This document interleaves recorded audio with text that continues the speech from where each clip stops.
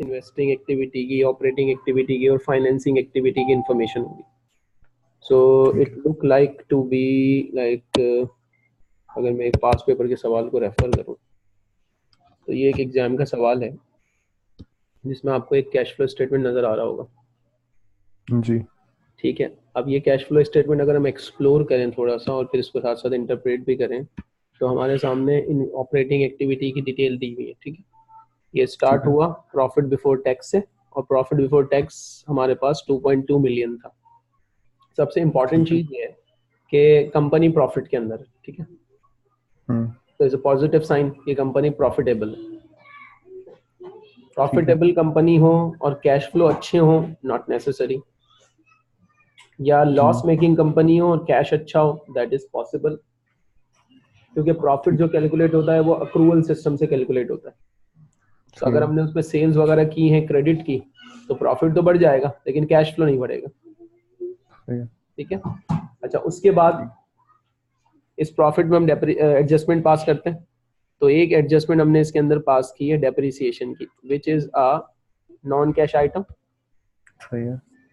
तो वो non cash item 380 का हमने उसके अंदर ऐड बैक किया. डेप्रिसिएशन ऐड बैक करते हैं तो वो कैश फ्लो बनना शुरू हो जाता है. हम्म. उसके बाद एक चीज इंपॉर्टेंट ये है कि हमने एक इन्वेस्टमेंट बेची है जिससे हमें 50 का गेन आया था. सही है. सवाल ये पैदा होता है कि कंपनी ने जो इन्वेस्टमेंट बेची है वो क्यों बेची. तो यूजुअली जो ये इन्वेस्टमेंट होती है ना वो शॉर्ट टर्म इन्वेस्टमेंट्स होती हैं. और ठीक ये है. शॉर्ट टर्म इन्वेस्टमेंट इसलिए की जाती हैं कि कंपनी के पास सरप्लस कैश था, कंपनी ने वो सरप्लस कैश कहीं इन्वेस्ट कर दिया टेम्पररी पर्पस के लिए और वहां से जब उसे मार्जिन मिला गेन का तो वो इन्वेस्टमेंट उसने बेच दी. सही है. लेकिन अगर यही लॉन्ग टर्म इन्वेस्टमेंट होगी तो हमारी इंटरप्रिटेशन चेंज हो जाएगी. अगर लॉन्ग टर्म इन्वेस्टमेंट बेची तो it might be sometimes due to कि हमें कैश फ्लो का प्रॉब्लम था और उस कैश फ्लो प्रॉब्लम को ईज आउट करने के लिए हम अपनी इन्वेस्टमेंट बेच देते हैं.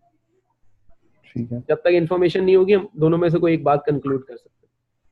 उसके सही. बाद हमने loss on sale of property plant and equipment यहाँ पर एड बैक किया. अच्छा, यूजुअली क्या होता है कि कंपनी नए एसेट्स खरीदती है और पुराने एसेट्स को बेचना शुरू कर देती है. सही है. तो ये लॉस आने का ये मतलब हुआ कि हमने किसी पुराने एसेट को रिप्लेस किया होगा और उसके ऊपर हमें ये लॉस आया. सही है, कोई मसला नहीं है. उसके बाद कंपनी के पास एक इन्वेस्टमेंट इनकम आ रही है 180,000. ये इन्वेस्टमेंट इनकम ऑब्वियसली कंपनी ने किसी कंपनी के या तो शेयर्स खरीदे हुए होंगे या कहीं पैसा डिपॉजिट पर रखवाया होगा, वहीं से आ रही है. तो which is a good sign कि कंपनी की इन्वेस्टमेंट एक हेल्दी रिटर्न जनरेट करके दे रही है.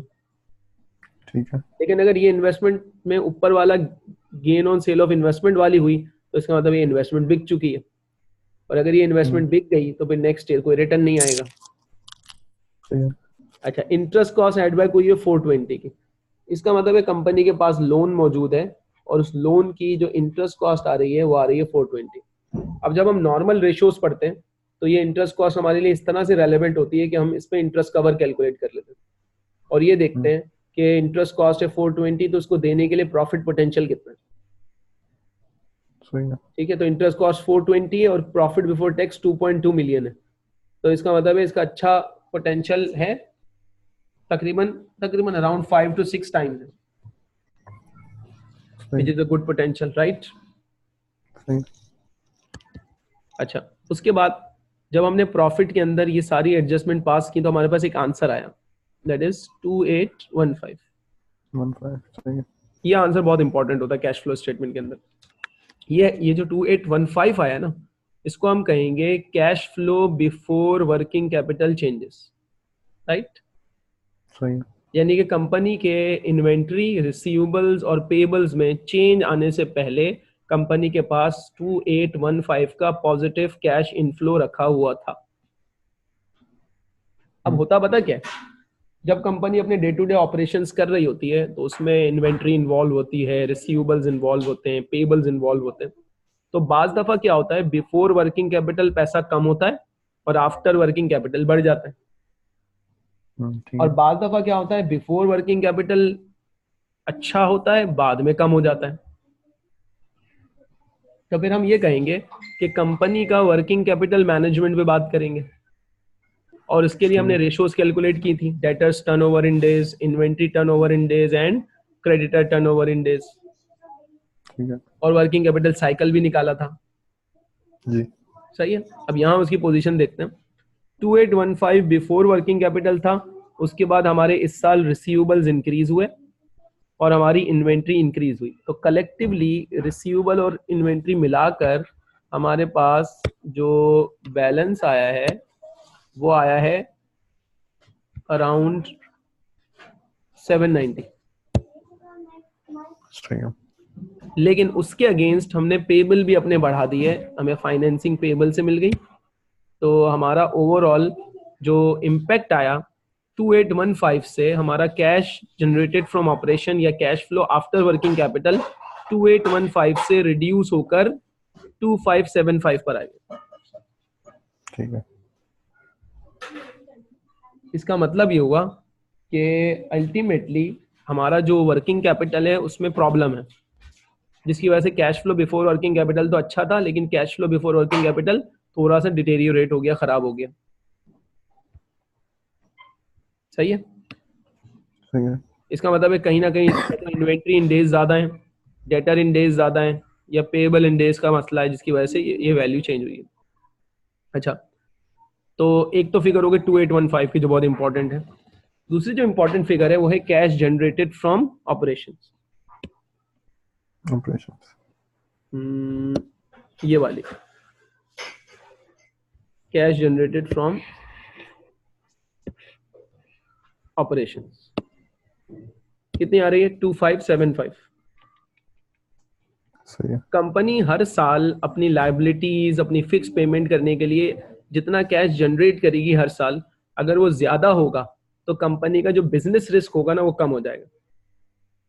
क्योंकि फिर कंपनी इसी कैश जनरेटेड फ्रॉम ऑपरेशन में क्या करती है, कंपनी यहाँ से इंटरेस्ट देगी, फिर यहाँ से टैक्स देगी, यहाँ से डिविडेंड पे करेगी, और फिर उसके बाद कंपनी अल्टीमेटली क्या करती है, मैं थोड़ा सा इसको आपको बताता हूँ। जैसे for example cash generated from operation आया हमारे पास, अब इसको मैं उसी एग्जाम्पल से अगर कनेक्ट करूं तो वहां पर है 2575।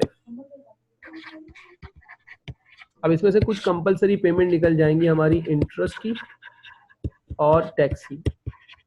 इंटरेस्ट हमारा लोन पे डिपेंड करता है, टैक्स प्रॉफिट पे डिपेंड करता है। ठीक है, जब ये दोनों वैल्यू निकल जाएंगी तो ये दोनों वैल्यू आ गई 400 एंड 760, तो 400 प्लस 760 तो ये हो गई 1160। जब ये 1160 इसमें से माइनस हुए तो जो प्रॉफिट बचा दैट इज 1415। ये बेसिकली अगर मैं इसको प्रॉफिट की टर्म्स में कहूँ ना तो ये आफ्टर टैक्स प्रॉफिट है, लेकिन इसमें क्योंकि ये कैश फ्लो की टर्म्स में पड़ा हुआ है तो हम इसे कहेंगे cash available for ordinary share holder. और ये जो cash available for ordinary share holder होता है ये उसकी डिस्ट्रीब्यूशन के लिए होता है, और ये हमें ये बताता है कि this is the ability to pay dividend. क्योंकि कंपनी ने सबको हिस्सा दे दिया ना अपना इंटरेस्ट वगैरह का, अब कंपनी इसमें से इतना डिविडेंड पे कर सकती है। ठीक है, which might be a good thing which might not be, लेकिन एक्चुअल कंपनी ने डिविडेंड दिया कितना वो डिपेंड करता है। सवाल में देखते हैं कंपनी ने कितना डिविडेंड दिया। अच्छा, ये आ गया आपका, ये जो मैं बता रहा था। ठीक है, 1415। अब डिविडेंड या तो ऑपरेटिंग एक्टिविटी से माइनस होता है या इन्वेस्टिंग एक्टिविटी से माइनस होता है। तो इन्वेस्टिंग एक्टिविटी में जाके हमने देखा तो उन्होंने dividend paid to equity holder of the parent कितना दिया हुआ है? 1000 का डिविडेंड दिया। 1000। ठीक है। इसका मतलब ये हुआ कि 1415 में से इन्होंने 1000 का डिविडेंड दे दिया। सही है। विच is a very healthy one ना। अगर इसको परसेंटेज में कैलकुलेट किया जाए तो इन्होंने जो एबिलिटी थी उसमें से 1415 में से 1000 का डिविडेंड पे किया, तो जो लेफ्ट ओवर अमाउंट बचा हमारा वो आ गई रिटेन अर्निंग। सही है। 415 इन्होंने रिटेन कर लिया। अब नॉर्मली रिटेन किस पर्पस के लिए किया जाता है? रिटेन किया जाता है फ्यूचर पर्पस के लिए। लेकिन अगर फ्यूचर इन्वेस्टमेंट हमें पता हो कि है, मौजूद है, तो पहले फ्यूचर इन्वेस्टमेंट के लिए इस्तेमाल करना चाहिए, बाद में डिविडेंड देना चाहिए। तो कंपनी ने ये तकरीबन आप अंदाजा लगा लें तो 70% प्लस पे डिविडेंड दिया। सही है। सही है, तो कंपनी इतना डिविडेंड दे रही है तो इससे कैश शेयर होल्डर्स को ये पता लग जाएगा कंपनी कैश रिच है। सही है। और उनकी एक्सपेक्टेशन क्रिएट हो जाएगी कि कंपनी जब इतना दे सकती है तो हर साल इतना देगी। और अगर कंपनी ने ज्यादा डिविडेंड दे दिया for example for the sake of increasing share price, तो अल्टीमेटली अगर कंपनी को इन्वेस्टमेंट करनी है मशीन्स वगैरह के अंदर, तो 415 हो सकता है सफिशिएंट ना हो, तो फिर कंपनी को एक्सटर्नली बोरो करना पड़ेगा। हाँ सही है, लोन लेना तो पड़ेगा। ये अगली हमारी एक्टिविटी से पता लग जाएगा हमें। इन्वेस्टिंग एक्टिविटी पे आ गए। इन्वेस्ट। इन्वेस्टिंग एक्टिविटी के अंदर हम आए तो पहला आइटम हमारे लिए सरप्राइजिंग एक्विजिशन ऑफ सब्सिडरी। हमने इस साल एक सब्सिडरी एक्वायर की। अब देखो ग्रोथ के ना दो तरीके होते हैं, एक होता है ऑर्गेनिक ग्रोथ और एक होता है इनऑर्गेनिक ग्रोथ। ठीक है। एक होता है कि हम खुद से ग्रो करते हैं आहिस्ता आहिस्ता, ब्रांचेस खोलेंगे, चीजों को बढ़ाएंगे। एक होता है हम किसी को बिजनेस को एक्वायर कर लेते हैं फास्ट सही ग्रोथ है। के। सही है। अब इन्होंने जो ठीक बिजनेस को एक्वायर किया है 800 यानी कि 8 लाख के जरिए इन्होंने बिजनेस को एक्वायर किया, तो इतना पैसा तो हमारे पास जनरेट हुआ था 1415, लेकिन हमने उसमें से 1000 का डिविडेंड दे दिया। सही है। इसका मतलब हमारे पास इतना पैसा नहीं था, तो इसका मतलब है एक्विजिशन ऑफ सब्सिडरी को हमने फाइनेंस किया होगा। जी सही है। प्लस हमने क्या किया, इसके बाद हमने अपनी इंटरनल ग्रोथ के लिए भी कुछ पैसा लगाया, तो दो पैसे कितने हो गए ये 1140। 1140 सही है। 1140 हमारे पास है तो नहीं, नहीं, हमारा 415 बचा था। 415 है। इसका मतलब है हमें ये भी देखना पड़ेगा कि ऑलरेडी हमारे पास बिगिनिंग में कितना कैश रखा हुआ था, तो वो जी पोजीशन हमारी कुछ सही है। खास नहीं है, वो पोजीशन यहाँ आ गई 110। सही है। इसका मतलब हमने ये जो इन्वेस्टमेंट की, हमने प्लान ये बनाया कि कुछ ऑर्गेनिक ग्रोथ करेंगे, कुछ इनऑर्गेनिक ग्रोथ करेंगे। ठीक है। सही है। और उसके लिए हमने अल्टीमेटली अपना कुछ ना कुछ बोरिंग की होगी। अब और सही। आइटम देख लें। एसेट सेल किया क्योंकि पुराना एसेट था, बेच दिया। उसके बाद हमने इन्वेस्टमेंट बेची, तो इस इन्वेस्टमेंट को बेचने का अब रीजन समझ में ये आ रहा है कि शायद कंपनी ने कुछ पैसा यहां से फाइनेंस करने की कोशिश की।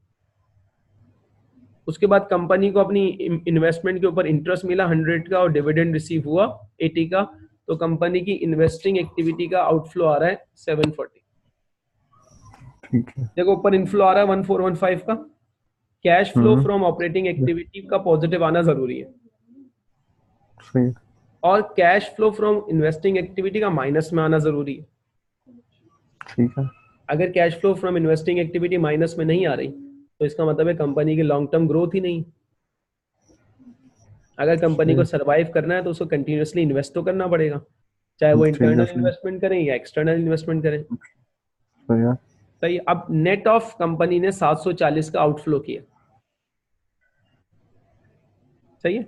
लेकिन हमारे पास सही है। जो डिविडेंड पे करने के बाद 415 बचा हुआ था, तो इसका मतलब है कंपनी ने शेयर इशू किए। देखें 300 मिलियन की कंपनी ने शेयर इशू किए और 300 ही की कंपनी ने लोन लिया। सही है। इसका 600 फायदा यहाँ ये आ गया। हुआ कि कंपनी ने जो अपनी गियरिंग रेशो है वो 300 एंड 300 रख के बैलेंस कर दिया, यानी कि गियरिंग रेशो कंपनी की चेंज नहीं हुई होगी। ठीक है। सही है। सही है। उसके बाद कंपनी की जो फाइनेंसिंग एक्टिविटी आई उसके अंदर 400 का नेगेटिव अमाउंट आ रहा है। ये यूजुअली पॉजिटिव होता है मोस्ट ऑफ द टाइम। अच्छा, अब नेट ऑफ किया उसको हमने 1 2 3, तो हमारा इस साल का net balance operation, investment, financing, interest, tax, dividend सब कुछ देने के बाद कितना आया 275,000 का है 275। Million, which is a good sign कि कंपनी का net operating cash flow plus investment plus financing surplus में आ रहा है। और उसके बाद कंपनी ने इसके अंदर 110 का ओपनिंग बैलेंस ऐड किया, तो कंपनी के पास at the end of the day 385 का कैश फ्लो रखा हुआ है, सही विच है। इज ऑलमोस्ट उतना है जितनी उस साल उसने acquisition of property plant and equipment की। लेकिन इंटरेस्ट से कम है, इंटरेस्ट 420 है। अब इस ओवरऑल इस कैश फ्लो को अगर हम एनालाइज करें तो आपको क्या लग रहा है कंपनी के बारे में? कैसी कंपनी है, अच्छी है, बुरी है? फ्यूचर पर्सपेक्टिव तो अच्छी लग रही है। What about share holders prospect, share holder की प्रॉस्पेक्ट से कैसी लग रही है? वो भी अच्छी है कि 1000 का उसने डिविडेंड पे किया है। और लैंडर के प्रॉस्पेक्ट से? लैंडर के प्रोस्पेक्ट से भी, क्योंकि उसकी वैसे लैंडर के प्रोस्पेक्ट से शायद इतनी अच्छी नहीं होगी, क्योंकि उसके पास रिटेन अर्निंग कम है। लेकिन इंटरेस्ट तो दिया है ना उसने, और इंटरेस्ट देने का पोटेंशियल भी इंटरेस्ट अच्छा भी है। है, लेकिन फ्यूचर में रहेगा ये ये चेक करना पड़ेगा ना। फ्यूचर में अगर कंपनी को कोई इशू आया तो कंपनी डिविडेंड कम कर देगी, हो सकता है अगले साल हम्म, देगी ना, क्योंकि इस साल इसने अच्छा खासा हैंडसम डिविडेंड दिया है। सही। दूसरा ये कि अगर जो इसने एक्विजिशन ऑफ सब्सिडरी की है, अगर वो फ्रूटफुल साबित हुई तो अल्टीमेटली शेयर होल्डर को फायदा होगा। सही लेकिन है। अगर वो फ्रूटफुल साबित नहीं हुई तो डिजास्टर हो जाएगा, फिर ये बेच देंगे सब्सिडरी को। सही। सही है। अच्छा, एक कंसर्न है इसके अंदर, और वो कंसर्न क्या है? Working capital. Hmm, working capital position 2815 के बाद 2575 में आने का मतलब है कि कंपनी की वर्किंग कैपिटल पोजीशन बेहतर नहीं। सही।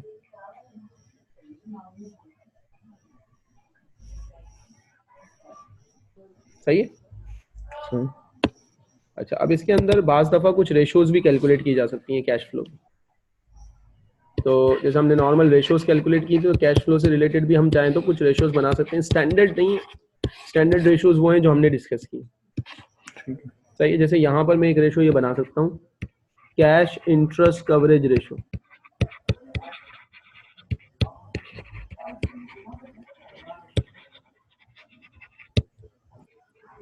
वहाँ इंटरेस्ट कवरेज रेशियो क्या थी? Profit before interest and tax divided by interest. जी। इसका फॉर्मूला हम बना लेते हैं, कैश जनरेटेड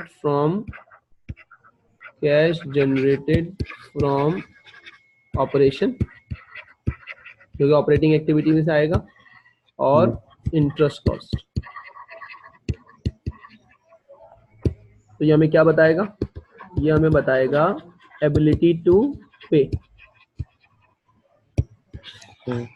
अब सरप्राइजिंग पता क्या होगा? सरप्राइजिंग ये होगा कि अगर इंटरेस्ट कवर प्रॉफिटेबिलिटी वाला निकाला वो तो ज्यादा आ रहा है, लेकिन जब कैश इंटरेस्ट कवरेज रेशियो निकाला वो कम आ रहा है, तो इसका मतलब है लैंडर के लिए मुसीबत होगी कि कंपनी के पास दिखाने को तो प्रॉफिट अच्छा है लेकिन देने को अच्छा नहीं है। अच्छा। सही है। सही। अच्छा, इसी तरह हम ये डिविडेंड कवर के लिए भी बना सकते हैं। वो कैसे बनाएंगे? Net cash inflow from operation, interest और टैक्स माइनस करने के बाद, डिवाइडेड बाय डिविडेंड। तो हमारी एग्जांपल में वो कितना था? 1475 डिवाइडेड बाय 1000। हम्म, सही है। ठीक है। अच्छा, फिर इस तरह वहां हम एक रेशियो कैलकुलेट कर रहे थे, रिटर्न ऑन कैपिटल एम्प्लॉयड, कि हमने कैपिटल प्रोवाइडर्स के लिए कितना रिटर्न जनरेट किया। इसी तरह वहां पर एक हम कैलकुलेट करते थे आपका liquidity ratio, current ratio and quick ratio, कि कंपनी के पास कैश देने का पोटेंशियल कितना है। तो उसी को हम अगर कन्वर्ट करें तो एक रेशियो हम कैलकुलेट कर सकते हैं, जिसके अंदर हम ये दिखा देते हैं कि अपनी लायबिलिटीज हमारी कितनी है, टोटल लायबिलिटीज कितनी है, और लायबिलिटीज को पे करने के लिए cash inflow from operating activity. तो ये क्या बताएगा? एबिलिटी टू पे liabilities, similarly like current and quick ratio, कि ठीक है। लायबिलिटी पे करने का पोटेंशियल कितना है। ठीक है। तो इस तरह हम सही है। अपनी तरफ से दो तीन चीजों को मिलाकर बना सकते हैं। ये इस तरह हम बना सकते हैं, जैसे हमने डेट रेशियो कैलकुलेट की थी, तो यहाँ हम डेट रेशियो इस तरह से बना सकते हैं, cash flow from operation divided by total date. Total date पे ऑफ करने के लिए हमारे पास कैश फ्लो फ्रॉम ऑपरेशन कितना है, सही है? ठीक है। या फिर इसी को ना मैं रिवर्स कर देता हूँ, तो एक अलग एस्पेक्ट से ये रेशो आ जाएगी कि ये हमारा टोटल डेट है और ये हमारा कैश फ्लो है। ये हमें ये बताएगा कि डेट पे करने के लिए हमारे पास जो हमारा डेट है उसके लिए हमारे पास जो कैश फ्लो है वो कितने टाइम्स के अंदर हमारा डेट पे कर देंगे। अच्छा, जैसे फॉर एग्जांपल 2000 का डेट है और 500 का कैश फ्लो है, तो हम कहेंगे 4 टाइम्स। सही है? सही, तो ठीक इस है। तरह मुख्तलिफ रेशियोज खुद क्रिएट करके, लेकिन ये स्टैंडर्ड नहीं है दुनिया में। जब भी फाइनेंशियल स्टेटमेंट को हम एनालाइज करते हैं तो आपको रेशियोज एनुअल रिपोर्ट्स के अंदर जो मिलती है वो स्टैंडर्ड हमने डिस्कस की हुई है। ये कैश फ्लो को एनालाइज करने वाले कैलकुलेट करेंगे, या वो डायरेक्टली कैश फ्लो को एनालाइज करेंगे जैसे हमने किया, या फिर वो इस तरह से रेशियो निकाल कर एनालाइज करेंगे।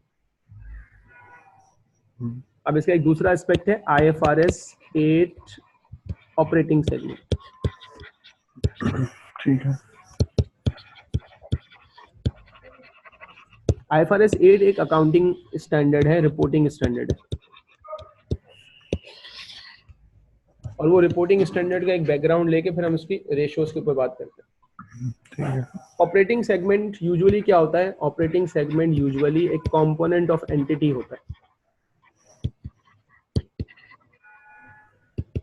एक separate component of an entity होता है, जो कि या तो एक सेपरेट लाइन ऑफ बिजनेस होता है किसी भी ऑर्गेनाइजेशन का। हर ऑर्गेनाइजेशन का मल्टीपल प्रोडक्ट रेंज होती है, तो एक प्रोडक्ट रेंज होती है उसकी एक लाइन ऑफ बिजनेस होती है। और बहुत सी ऑर्गेनाइजेशन खासतौर पर मल्टीनेशनल्स बहुत सारे लाइन ऑफ बिजनेस के ऊपर काम कर रही होती है, और कुछ ऐसी कंपनीज होती हैं जो डिफरेंट लोकेशन पे काम कर रही होती है, जिन्हें हम कहते हैं एरिया ऑफ ऑपरेशन या जियोग्राफिकल रीजन। ठीक है? अब जब फाइनेंशियल स्टेटमेंट बनाए जाएंगे तो वो फाइनेंशियल स्टेटमेंट में ये तो नहीं बताया जाएगा कि आपने जो ना वो किस प्रोडक्ट रेंज पे कितना प्रॉफिट कमाया, या ये तो नहीं बताया जाएगा आपने कराची से कितना कमाया, लाहौर से कितना कमाया, पाकिस्तान से कितना कमाया, इंडिया से कितना कमाया, क्योंकि फाइनेंशियल स्टेटमेंट में तो सिंगल वैल्यू होती है प्रॉफिट की जी। ठीक है? तो IFRS 8 ऑपरेटिंग सेगमेंट में ये रिक्वायरमेंट है कि आप अपने सेगमेंट्स का डिस्क्लोजर दें।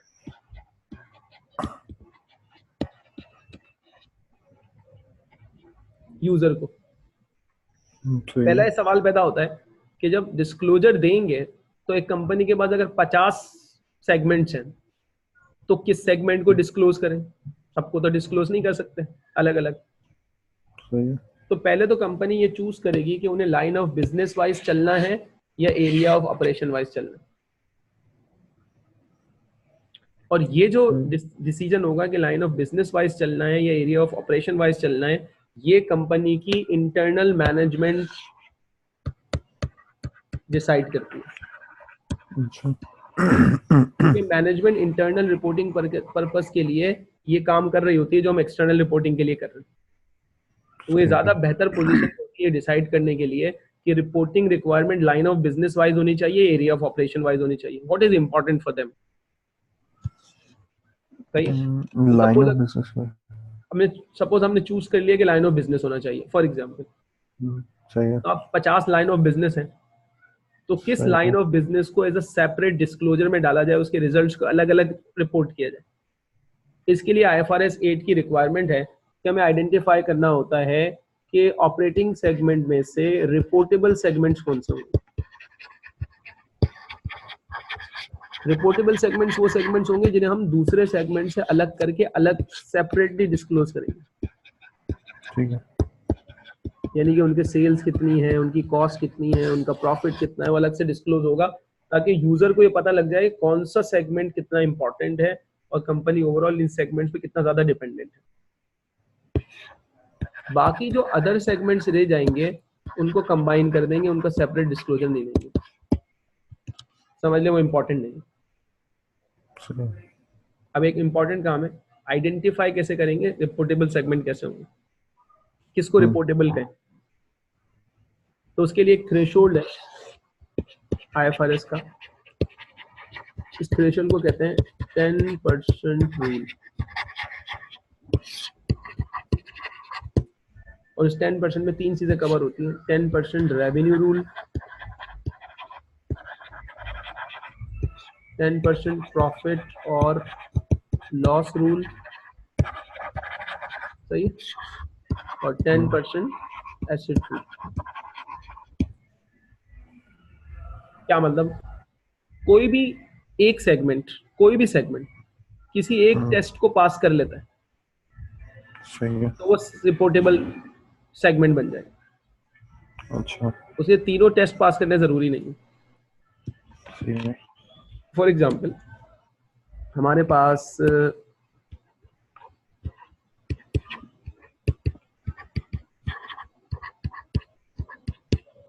सपोज करेंगे हमारे सेगमेंट्स हैं, तो हमने सेगमेंट्स का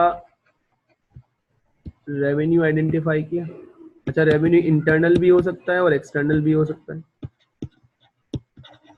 इंटरनल रेवेन्यू का मतलब वो आपस में डील कर रहे हैं, सही है। सही।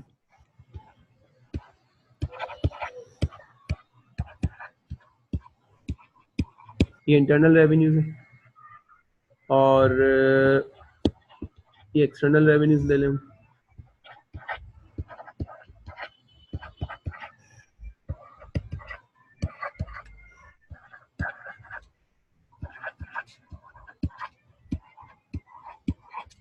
ये रेवेन्यूज है। अब 10% रेवेन्यू रूल क्या कहता है? 10% रेवेन्यू रूल ये कहता है कि पहले आप टोटल रेवेन्यू निकालें सबका, टोटल रेवेन्यू ऑफ एंटिटी निकालें। तो जरा इसको प्लस करेंगे जी। इस तरह से कर लें, इंटरनल का अलग कर लें, हम्म। ये तो एक 165 हो गया। एक्सटर्नल का कर लें,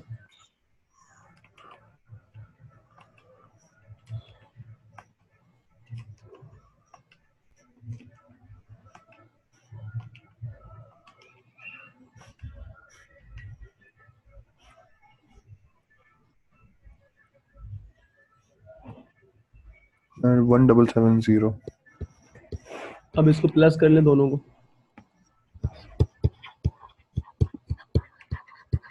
1935। इसका 10% निकालें, 193.5। सही है। सही है। ये आपका थ्रेशोल्ड आ गया। इसका मतलब अब हमें ये चेक करना है कि कम से कम रिपोर्टेबल सेगमेंट बनाने के लिए 193.5 का रेवेन्यू होना चाहिए। कौन सा? Internal plus external. सही है। तो ए को चेक करें, 250 प्लस 80, 330। जी। इसका मतलब ए ने टेस्ट पास कर लिया। सही है। बी को देखें, बी ने टेस्ट पास नहीं किया। सी को देखें, सही है। सी ने टेस्ट कर पास लिया। कर लिया। डी ने, डी भी फेल हो गया, ई भी फेल हो गया, एफ भी फेल हो गया, जी ने पास कर लिया, एच भी जी। फेल, आई भी फेल और जे ने पास कर लिया। ठीक है। 10% रूल से जो रिपोर्टेबल सेगमेंट आइडेंटिफाई हुए वो क्या आइडेंटिफाई हुए? ए, सी, जी और जे। सही। उसके बाद हम देखेंगे, हो सकता है जो दूसरे हैं वो आपका प्रॉफिट टेस्ट पास कर लें। तो हमने बाकी प्रॉफिट टेस्ट किया, तो प्रॉफिट टेस्ट में इसका इंडिविजुअल प्रॉफिट आ रहा था आपका 30 का, इसका प्रॉफिट आ रहा था 15 का, इसका प्रॉफिट आ रहा था 10 का, इसका आ रहा था 25 का, इसका 5, इसका 8, इसका 32, इसका 10, इसका 6, इसका 40। टोटल करें प्रॉफिट का, जी।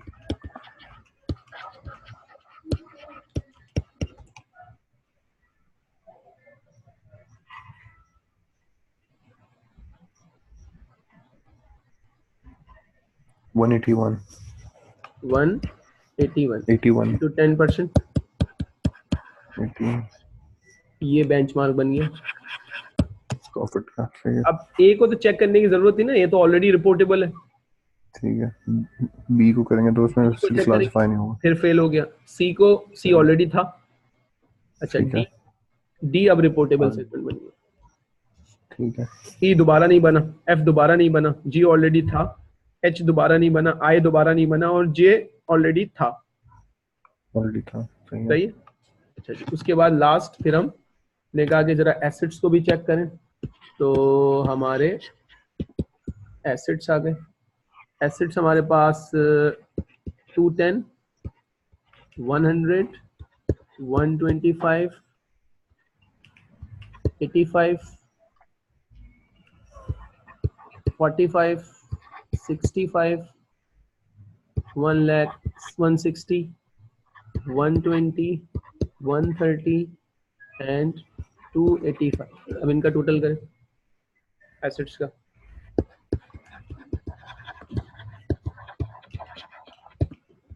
वन 325 10%, 132 132। ये थ्रेशोल्ड बन गया। सही है। अब हम उसी को कंसिडर करते हैं जो रह गए थे। बी को चेक करते हैं, तो बी फिर नहीं आया, नहीं, सही है। नहीं आया, उसके बाद ई को चेक करते हैं, तो ई हमारे पास 45 नहीं है, आया, नहीं आया। अच्छा, सही है। तो उसके बाद हमने जी एच आई को चेक किया, एच और आई नहीं होगा, ये भी नहीं हो रहा। इसका मतलब है फाइनली हमने डिसाइड किया कि रिपोर्टेबल सेगमेंट कौन है, ए सी डी जी और जे। सही है, सही है।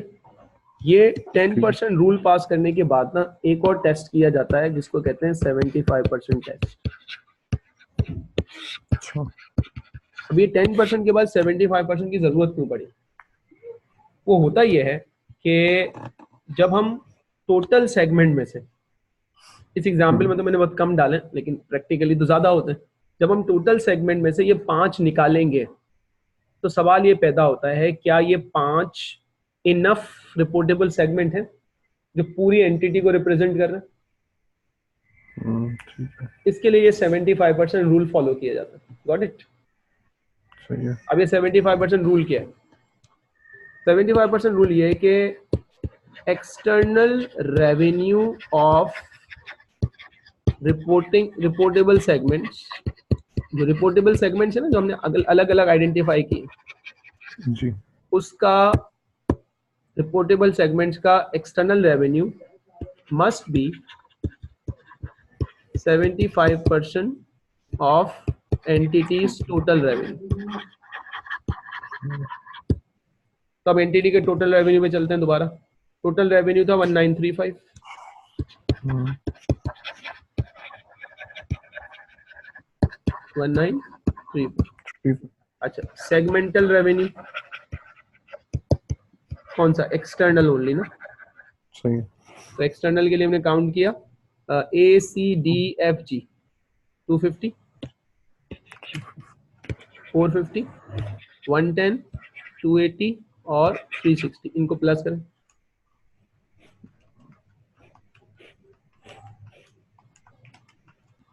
1450 1450, 1450। अब चेक करें, इसका 75% निकालें।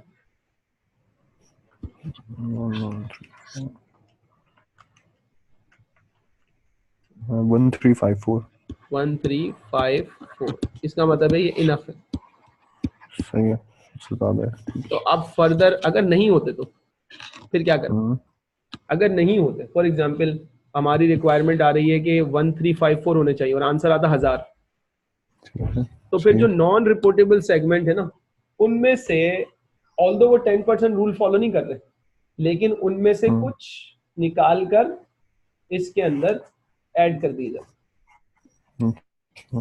और उसमें मैनेजमेंट को एक एम्पावरमेंट दिया जाता है कि मैनेजमेंट चाहे तो अपनी मर्जी से भी ना किसी सेगमेंट को, मसलन ये जो आय है ना, इसको मैनेजमेंट इंटरनल रिपोर्टिंग पर्पस के लिए हमेशा बहुत इंपॉर्टेंट कंसीडर करती है। तो अब ये चाहे 10% रूल फॉलो करें या ना करें, ये एक्सटर्नल रिपोर्टिंग में भी आना चाहिए। सही है, यानी कि मैनेजमेंट को यहाँ पर इतने एम्पावर किया जा रहा है। सही है। तो ये था ठीक, IFRS 8 में आइडेंटिफाई करने का तरीका। सही है। ठीक है। अच्छा, अब आ जाए डिस्क्लोजर रिक्वायरमेंट के ऊपर। तो डिस्क्लोजर में आप क्या देते हैं?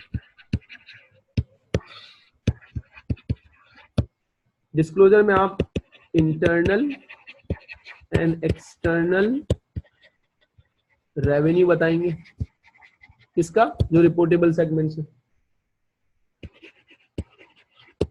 मेजर एक्सपेंसेस बताएंगे including cost of goods sold, depreciation, सही। एसेट्स का डिस्क्लोजर देंगे, कम से कम ये 3 एरियाज का डिस्क्लोजर तो होना चाहिए।